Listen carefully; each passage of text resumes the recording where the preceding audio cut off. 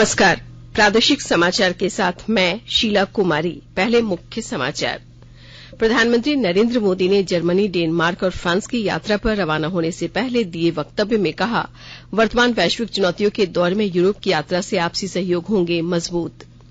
राज्यपाल और मुख्यमंत्री ने राष्ट्र निर्माण में योगदान देने वाले सभी श्रमिकों को दी अंतर्राष्ट्रीय श्रमिक दिवस की शुभकामनाएं। कहा, देश की उन्नति में श्रमिकों की भूमिका महत्वपूर्ण। मौसम विभाग ने 5 मई तक राज्य के कई हिस्सों में भीषण गर्मी से राहत मिलने की जताई उम्मीद। पूर्वी तथा मध्य भागों में तेज हवाओं के साथ हल्की बारिश और वज्रपात होने की संभावना। और हॉकी इंडिया जूनियर पुरुष एकेडमी राष्ट्रीय प्रतियोगिता के फाइनल में डबल टाटा हॉकी एकेडमी ने सेल एकेडमी को 3 के मुकाबले 6 गोल से किया पराजित। और अब समाचार विस्तार से। प्रधानमंत्री नरेंद्र मोदी कल से यूरोप के 3 देशों जर्मनी, डेनमार्क और फ्रांस की यात्रा पर जाएंगे। प्रधानमंत्री की इस वर्ष की ये पहली विदेश यात्रा होगी। वे द्विपक्षीय और बहुपक्षीय बातचीत के लिए इन देशों की यात्रा पर जाएंगे। प्रधानमंत्री ने आज प्रस्थान वक्तव्य में कहा कि यूरोप की उनकी यात्रा ऐसे समय हो रही है जब ये क्षेत्र कई चुनौतियों और विकल्पों का सामना कर रहा है। श्री मोदी ने जर्मनी की यात्रा के बारे में कहा कि उनकी इस यात्रा से जर्मनी के चांसलर ओल्फ शोल्ज के साथ विस्तृत द्विपक्षीय बातचीत करने का अवसर मिलेगा। प्रधानमंत्री बर्लिन से कोपेनहेगन जाएंगे, जहां वे डेनमार्क के प्रधानमंत्री मेटे फ्रेडरिक्सन के साथ द्विपक्षीय बैठक करेंगे। डेनमार्क में ही वे दूसरी भारत नार्डिक शिखर बैठक में भाग लेंगे। बैठक में डेनमार्क, आइसलैंड, फिनलैंड, स्वीडन और नॉर्वे के प्रधानमंत्री भी शामिल होंगे। बैठक में आर्कटिक क्षेत्र में भारत नार्डिक सहयोग के अलावा महामारी के बाद की दुनिया में आर्थिक बहाली, जलवायु परिवर्तन, नवाचार और प्रौद्योगिकी, अक्षय ऊर्जा और उभरते वैश्विक सुरक्षा परिदृश्य पर भी चर्चा की जाएगी। भारत लौटते समय प्रधानमंत्री कुछ समय के लिए पेरिस में रुकेंगे और फ्रांस के राष्ट्रपति इमैनुअल मैक्रोन से मुलाकात करेंगे। जाने माने अर्थशास्त्री सुमन बेरी ने आज नीति आयोग के उपाध्यक्ष का कार्यभार संभाल लिया। उन्होंने डॉ राजीव कुमार से इस प्रमुख नीति निर्धारक संस्था का पदभार ग्रहण किया। श्री बेरी राष्ट्रीय अनुप्रयुक्त आर्थिक अनुसंधान परिषद NCAER के महानिदेशक और रॉयल डच शेल के प्रमुख अंतर्राष्ट्रीय अर्थशास्त्री रह चुके हैं। वे प्रधानमंत्री की आर्थिक सलाहकार परिषद, सांख्यिकी आयोग और मौद्रिक नीति संबंधी भारतीय रिजर्व बैंक की तकनीकी सलाहकार समिति के सदस्य भी रहे हैं। कार्यभार संभालने के बाद श्री बेरी ने कहा कि वैश्विक अनिश्चितता के दौर में नीति आयोग का दायित्व संभालने के लिए उन्हें चुना जाना उनके लिए सम्मान की बात है। उन्होंने कहा कि गहन विश्लेषण और विचार विमर्श पर आधारित भविष्योन्मुखी दृष्टि विकसित करना एक चुनौती है, जिसका सामना करने के लिए राज्यों को भी साथ लेकर चलना होगा। उन्होंने कहा कि भारत के आर्थिक और सामाजिक विकल्प पूरी दुनिया के लिए महत्वपूर्ण हैं।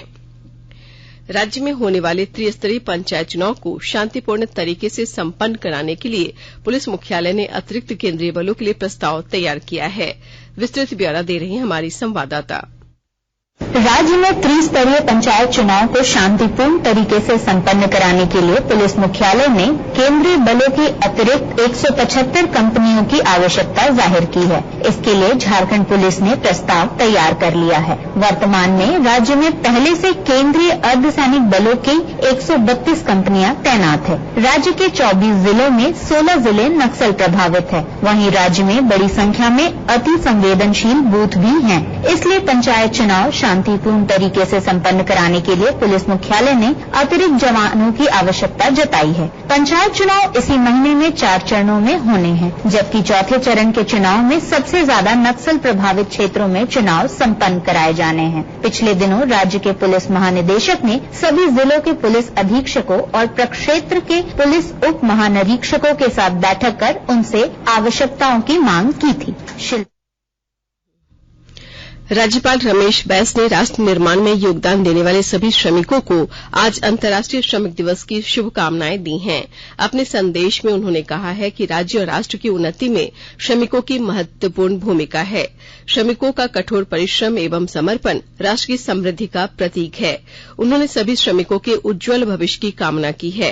इधर मुख्यमंत्री हेमंत सोरेन ने भी राज्यवासियों और मेहनतकश श्रमिकों को विश्व श्रमिक दिवस की बधाई और शुभकामनाएं दी हैं। श्री सोरेन ने कहा कि श्रमिक देश की अर्थव्यवस्था का केंद्र हैं, जो श्रम के लिए कभी भी दिन और रात की परवाह नहीं करते हैं। सेंट्रल कोलफील्ड्स लिमिटेड CCL ने भी अंतर्राष्ट्रीय श्रम दिवस के अवसर पर आज श्रमिक दिवस मनाया। ये समारोह सीसीएल मुख्यालय सहित सभी खनन क्षेत्रों में आयोजित किया गया। इस अवसर पर सीसीएल के सीएमडी पीएम प्रसाद ने कहा है कि श्रमिकों ने अपने अथक परिश्रम से देश की तरक्की का इतिहास लिखा है। उनकी कर्मठता और मेहनत ही राष्ट्र की समृद्धि का आधार है। उन्होंने राष्ट्र निर्माण में जुटे देश के सभी श्रमिक भाई बहनों को श्रम दिवस की शुभकामनाएं दी हैं। भारत के औषधि निर्यात में वर्ष 2013-14 से 2021-22 तक 103% की वृद्धि हुई है कि वर्ष 2013-14 में 90,415 करोड़ रुपए था। वर्ष 2021-22 में बढ़कर 1,83,422 करोड़ रुपए हो गया है।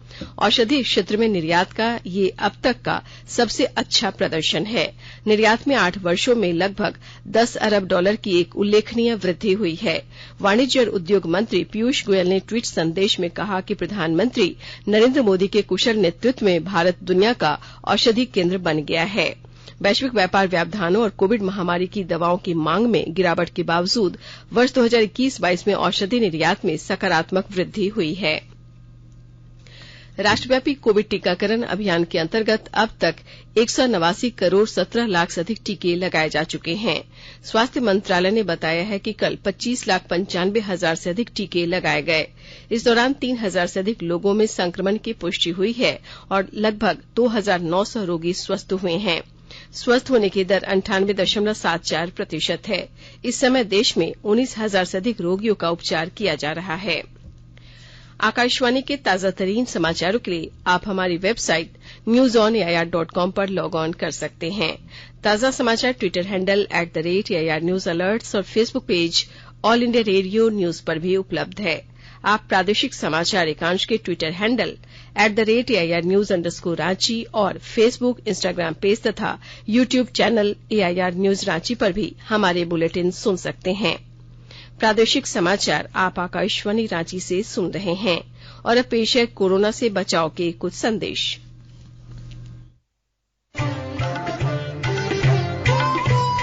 कोविड-19 से बचाव और सुरक्षित रहने के 3 उपाय। मास्क लगाएं, 2 गज दूरी है जरूरी, सुरक्षित दूरी रखें, हाथ और मुंह साफ रखें।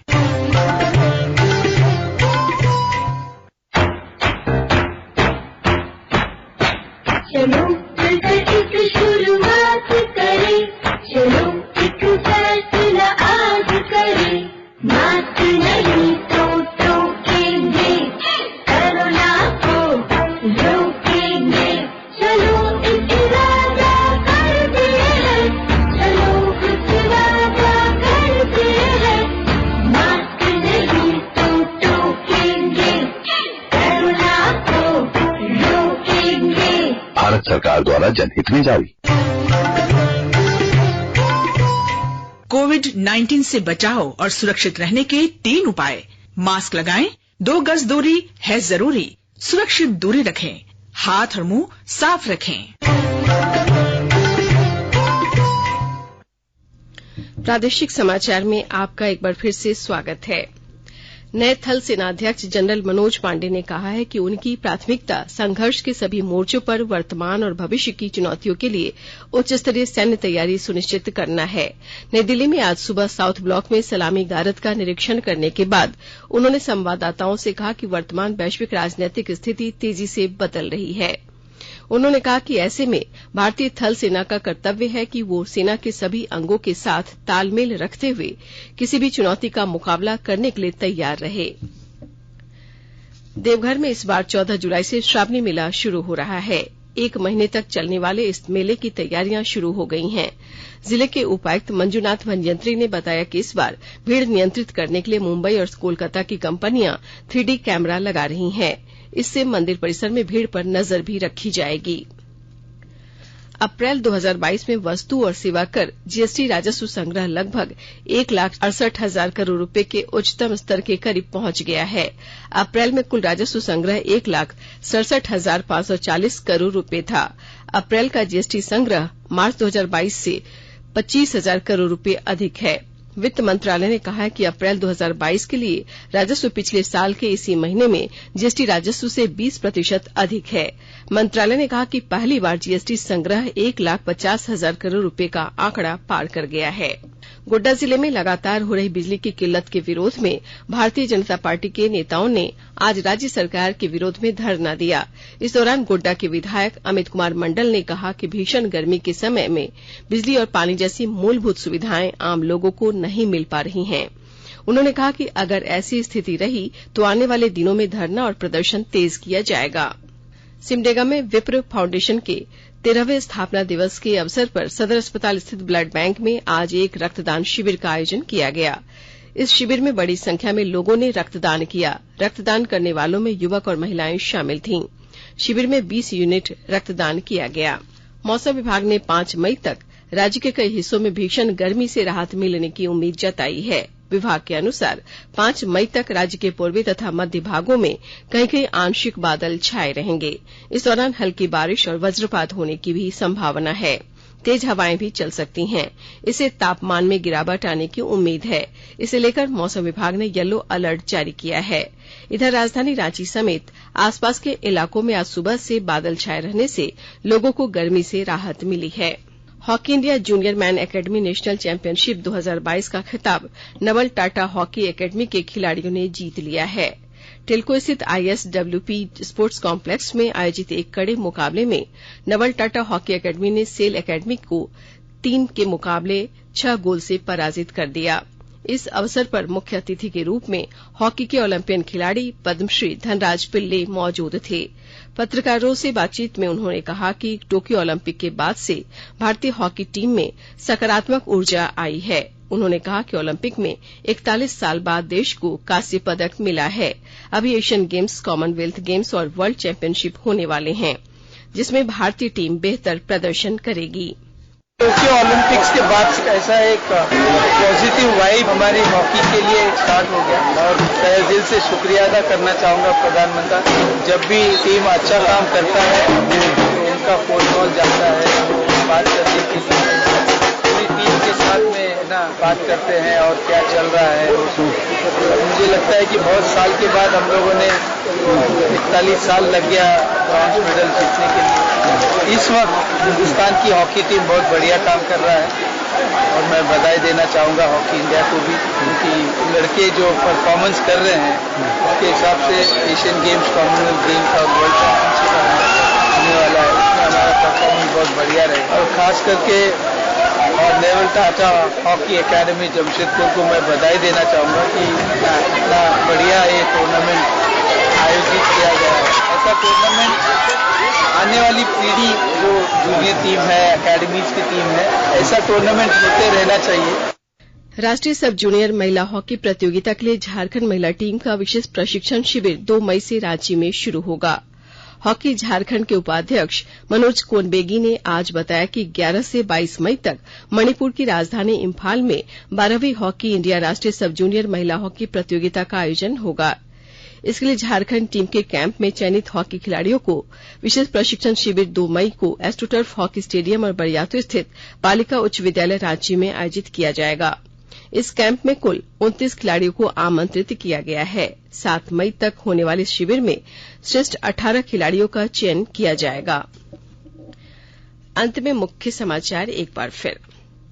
प्रधानमंत्री नरेंद्र मोदी ने जर्मनी, डेनमार्क और फ्रांस की यात्रा पर रवाना होने से पहले दिए वक्तव्य में कहा, वर्तमान वैश्विक चुनौतियों के दौर में यूरोप की यात्रा से आपसी सहयोग होंगे मजबूत। राज्यपाल और मुख्यमंत्री ने राष्ट्र निर्माण में योगदान देने वाले सभी श्रमिकों को दी अंतर्राष्ट्रीय श्रमिक दिवस की शुभकामनाएं। कहा, देश की उन्नति में श्रमिकों की भूमिका महत्वपूर्ण। मौसम विभाग ने 5 मई तक राज्य के कई हिस्सों में भीषण गर्मी से राहत मिलने की जताई उम्मीद। पूर्वी तथा मध्य भागों में तेज हवाओं के साथ हल्की बारिश और वज्रपात होने की संभावना। और हॉकी इंडिया जूनियर पुरुष एकेडमी राष्ट्रीय प्रतियोगिता के फाइनल में नवल टाटा हॉकी एकेडमी ने सेल एकेडमी को 3 के मुकाबले 6 गोल से किया पराजित। इसके साथ ही आकाशवाणी रांची से प्रादेशिक समाचार का ये बुलेटिन समाप्त हुआ। नमस्कार।